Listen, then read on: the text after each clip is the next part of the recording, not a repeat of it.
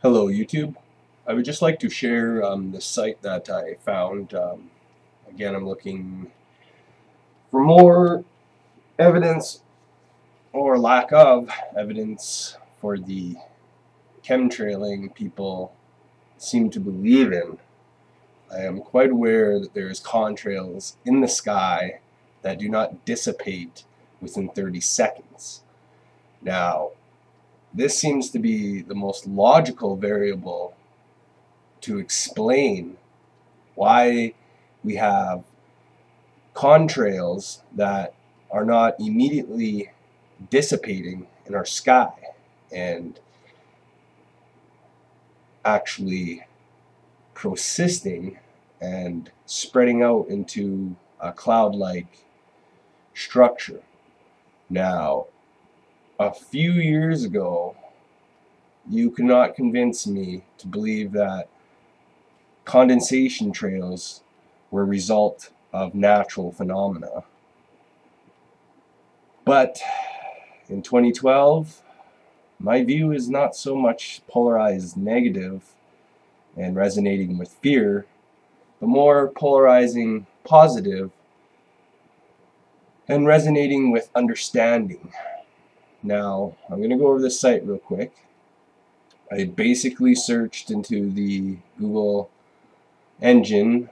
It started with Earth's albedo, which I will get into another video, but I came across this meteorology site which explains understanding the atmosphere with regards to contrails. Now, I'll just read this here. The white condensation trails left behind jet aircraft are called contrails, condensation trails. Contrails form when hot, humid air from the jet exhaust mixes with environmental air of low vapor pressure and low temperature. The mixing is a result of turbulence generated by the engine exhaust.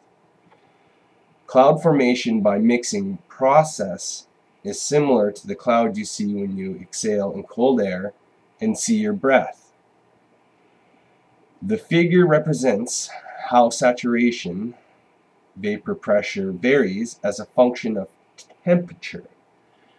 The white lines are the saturation vapor pressure for ice and water as a function of temperature. The applet demonstrates how mixing two air parcels, both parcels can result in a saturation and the formation of a cloud. The temperature of the jet engine exhaust is off to the right of the figure. You control the environment the jet is flying through by moving the red dot.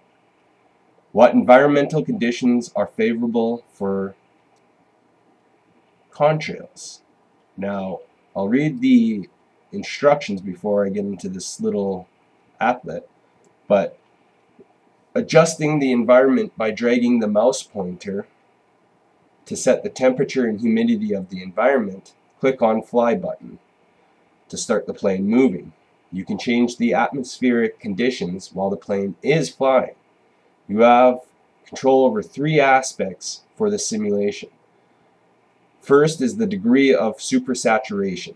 The amount of the red line that falls to the right of the saturation vapor pressure curve impacts the density of the contrail.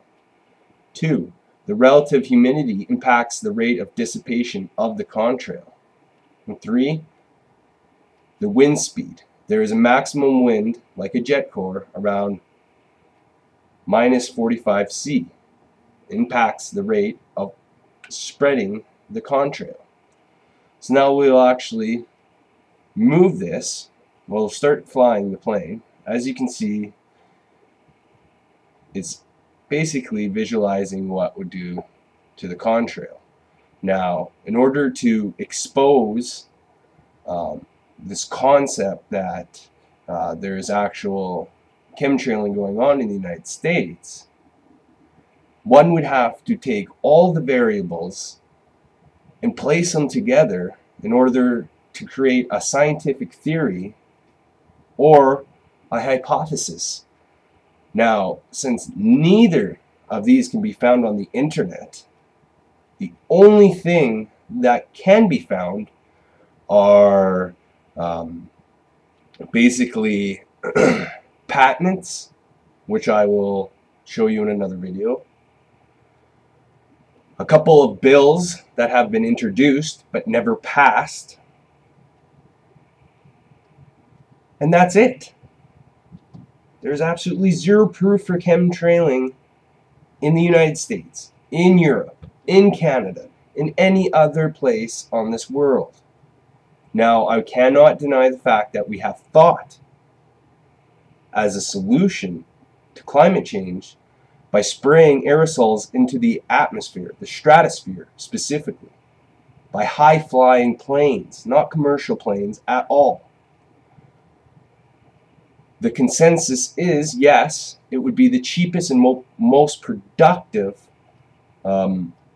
process in order to eliminate the high temperatures of our atmosphere that we think we need to battle. But I'm getting off track. Let's go back into this diagram.